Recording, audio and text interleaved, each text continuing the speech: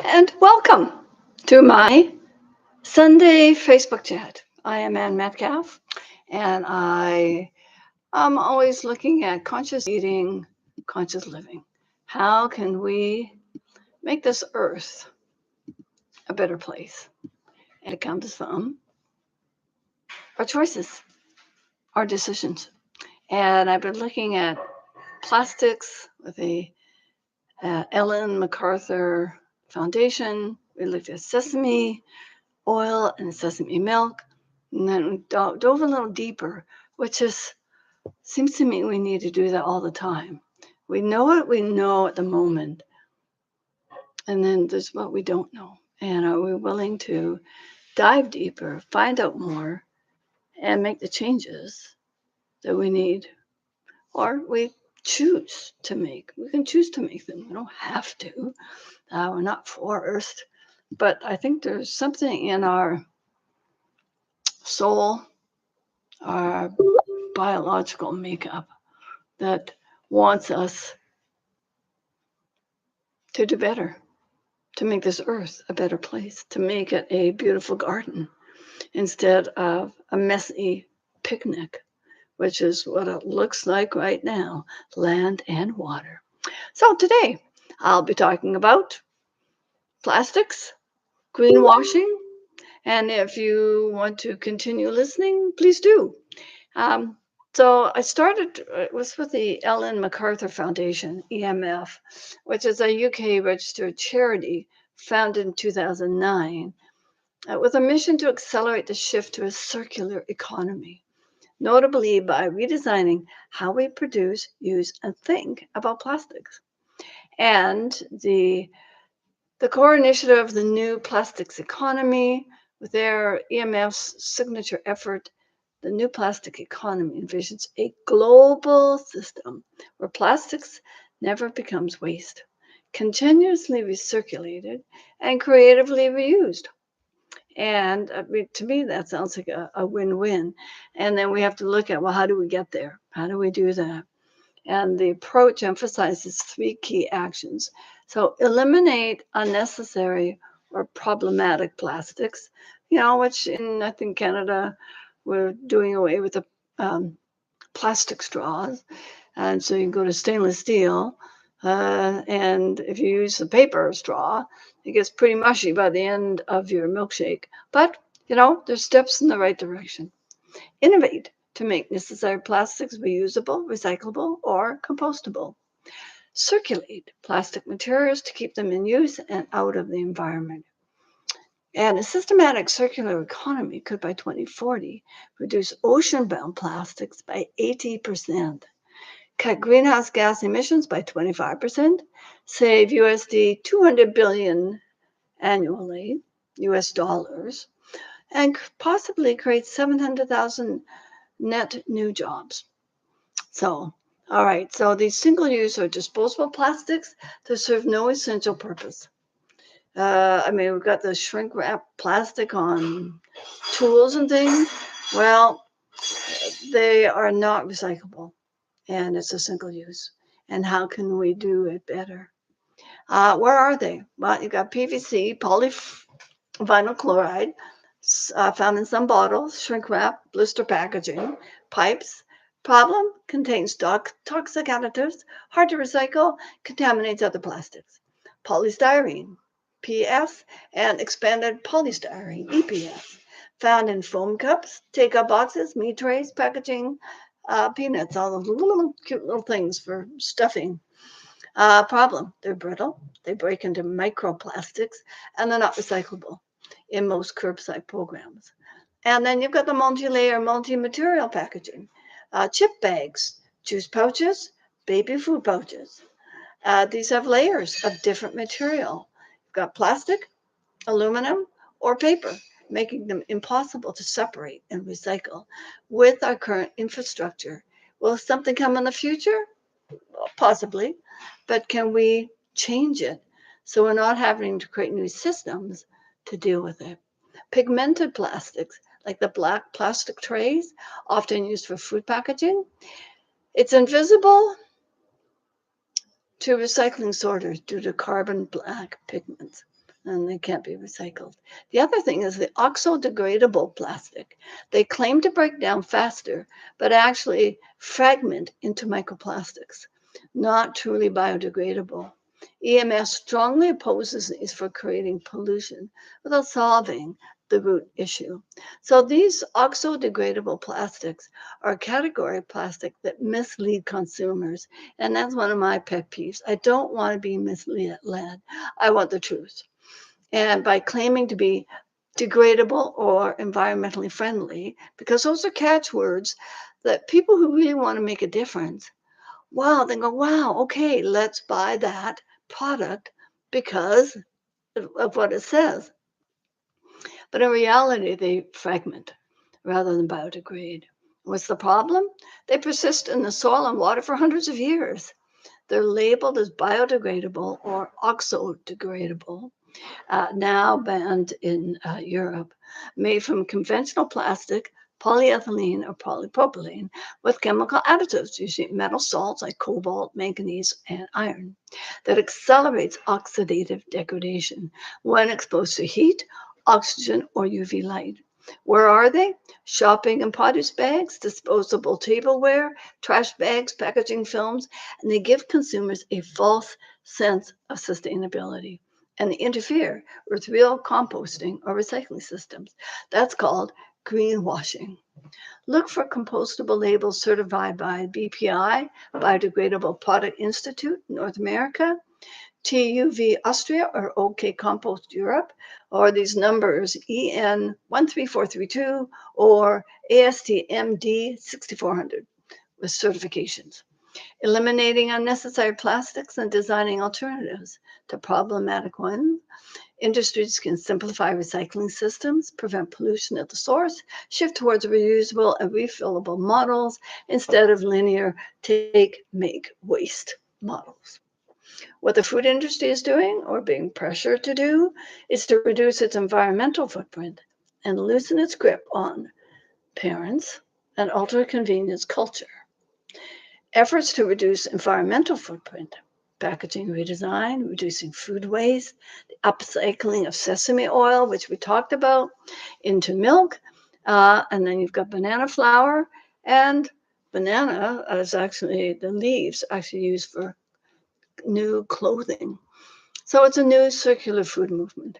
Regenerative agriculture commitments, carbon labeling, plant-based product lines. Now, the grasp on parents through easy snacks and school culture, that's a tough one. The reality, the ultra-processed food industry targets convenience, cost, and emotion. Packaging joy, reward, or good parenting into branded snacks. The greenwashing, companies claim eco or sustainable while continuing large-scale environmental damage using palm oil from deforested areas, which is home to many of the orangutans. Ultra-processed almonds, 70 to 90% of what's sold in major grocery chains is still ultra-processed. So, reflections from my soap dish, snack drawer, and seed basket. So lately, as I've mentioned, I found myself staring at my bamboo toothbrush and wondering, what are we really doing here? We live in a time where eco labels are everywhere, but the systems to support real change are missing. Compostable dishes sound amazing, but in many BC cities where I live, they're not even accepted in the compost stream. In fact, they often contaminate the recycling instead. Ah, what's marketed as sustainable choice ends up in the same landfill as the rest. And people who generally want to make a difference are left confused, discouraged, and frustrated. We buy shampoo bars and reusable floss jars, only to find ourselves surrounded by cosmetic aisles full of mini plastic containers that go straight to the landfill. And don't get me started on the snack aisle. Cheese sticks, yogurt, and all those convenient color packages, they just seem to have a tighter grip on our children's routines than actual nourishment. It's hard not to feel like we're caught in a system that encourages waste, then blames individuals for not sorting it correctly. You know, and that's why the work of the Ellen MacArthur Foundation struck me so deeply. Their message is clear. It's not enough to swap one material for another. A plastic fork replaced with a compostable one still perpetuates a disposable mindset. The example is the brushes made from boar's hair. Well, they kill the animal for meat, and there's no safety structure for the animal. A lot of it comes from China. And it doesn't matter what country it comes from. But, when we are treating the animals inhumanely, what does it mean to have that on our toothbrush? I mean, really. What we need instead is a complete redesign of the way we use resources. We need to eliminate what's truly unnecessary, support innovation and reuse, and keep materials flowing within regenerative cycles. Globally, some countries are stepping into this challenge with bold actions. Chile banned plastic bags and put bold nutrition labels on packaged food, reducing processed snack consumption. France eliminated plastic produce packaging and introduced policies that encourage repair over replacement. In Canada, we now coming front of package warning labels for high sugar, salt, and fat are on the way, and national bans on common single-use plastics have begun. Does that mean they're going to eliminate those cute little cheese strand things that they put in kids' lunches? I sure hope so, because I see a lot of that. Compostables remain a gray zone. We're trying, but the puzzle is still missing pieces. So what can we do from here? Where are we? I think it starts with slowing down and asking better questions. In our bathrooms, we might shift towards bars, refillable bottles, or tools made to last instead of those plastic shaving razors. Get one, you just replace the blade, not the whole gadget. In our kitchens, we might scoop yogurt into jars instead of buying 6-packs, slice cheese from a block instead of unwrapping more plastic. These may seem like small things, but they're more than eco swaps. They're moments of reconnection. They help us remember that we can care and that caring is not about perfection, it's about presence. But here's the deeper truth: people want to do better. The reason so many don't: confusion, fatigue, and disconnection. Most folks don't know where their garbage goes or whether their recyclables are actually being recycled. Composting in apartment building is often non-existent. Schools are eager but under-resourced. And we have where I live, where I teach in Surrey, British Columbia, they've got all the systems, and most of the time they're all contaminated. Teachers and students putting in the wrong things in the wrong container. Then it gets all collected, and I have no idea where it goes because the paper is filled with things that shouldn't be in there. The juice boxes are contaminated, and the paper is they put dirty pizza boxes in it. So, like, one part, that whole education system, I think we've failed in that regard. And it's the support systems around us haven't been designed to help us succeed. Imagine if our cities made it easier to care again. What if municipalities provided garden boxes to renters and homeowners and funded shared compost hubs in every community garden? What if we had local master gardeners working with schools and apartment buildings to reintroduce soil knowledge, not as a niche skill, but as a birthright? Imagine if school classrooms had easy-to-use seed kits and students could actually see where waste goes, or better yet, watch how it turns into life again. Incentives could reward schools or families reducing waste, not just sorting it. Clear, friendly signage in multiple languages could help demystify compost and recycling for everyone. What if we stopped designing around convenience? And started designing around care? To me, these aren't dreamy ideas. They're entirely doable if we invest the time, the will, and the resources. And it begins not with guilt or shame, but with offering people a chance to remember their place in something much bigger. Because this isn't about going backward. We can't go back to the old days with 8 billion people on the planet, but we can return to reciprocity, to relationships, to the soil beneath our feet, and the sky above our heads. We can root down into new systems that feel ancient in their wisdom, but fresh in their design.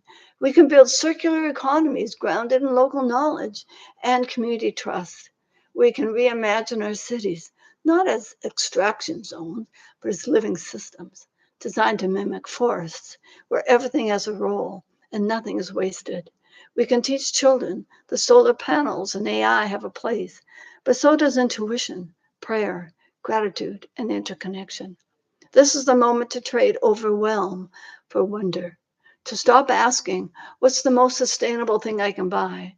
And start asking, what's the most meaningful way I can live? The truth is, we're not too many. We're just too far removed from our remembering. The soil still holds us, the water still cleanses, the steeds still know the way, but only when our hands and hearts return. Whisper from the soil, you are not too many. You are just too far removed from your remembering. The land can feed you, the water can cleanse you, the seeds already know the way, but only when your hands and hearts return. Let's return together. One choice, one child's lunchbox, one shared garden at a time. And a couple of quotes to end today. Do the best you can until you know better. Then when you know better, do better. And that's by Maya Angelou. Small acts, when multiplied by millions of people, can transform the world. That's Howard Zinn. And never doubt that a small group of thoughtful, committed citizens can change the world. Indeed, it's the only thing that ever has. And that's by Margaret Mead. So I encourage you to look at what are in your cupboards, what's in your closet, what are you going to buy next time? Are you going to reduce your packaging? And what can you do instead? You can always email me at rosesjoy11@gmail.com. Comment on the Facebook page. And who do you know that's got incredible systems in place? Who do you know that creates herbal remedies and has good gardening knowledge? We can't expect to know it all, but we can feel that interconnection with all of us, with nature. I love you all. Thank you for joining me today. And until next time, thank you. Much love.